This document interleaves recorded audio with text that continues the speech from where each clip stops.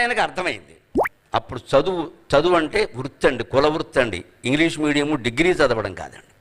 వాళ్ళ దురదృష్టకరమైన సన్నివేశం. ఐఐటి చదువుతున్నారు, ఆత్మహత్య చేసుకుంటున్నారు. బీటెక్ చదువుతున్నారు, ఆత్మహత్య చేసుకుంటున్నారు. ఏం చదువులండి మనవి?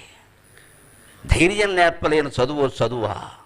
ఏ మతం నుంచి అయినా, ఏ విద్య నుంచి అయినా, ఏ శాస్త్రం నుంచి అయినా మనిషి నేర్చుకోవలసినవి రెండు గుర్తుపెట్టుకుందాం. ధైర్యంగా బతకడం, బతికినంతకాలం ధైర్యంగా బతకడం, చనిపోవలసి వస్తే సంతోషంగా చనిపోవడం, ఈ రెండే ఉండాలండి.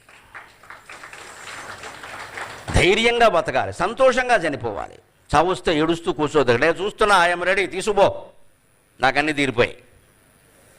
వాడు జీవన్ముక్తుడు. అంటే బతికినంతకాలం ధైర్యంగా బతకాలి, చనిపోయేటప్పుడు సంతోషంగా బతికిపోవాలి. ఇంకా అది కావాలి ఇది కావాలని ఊరికే పీకద్దు. ఆ పీకడమే జన్మలకు కారణం. ఇక్కడ కుక్క జన్మ నక్క జన్మ వస్తుంది, యథవసంత.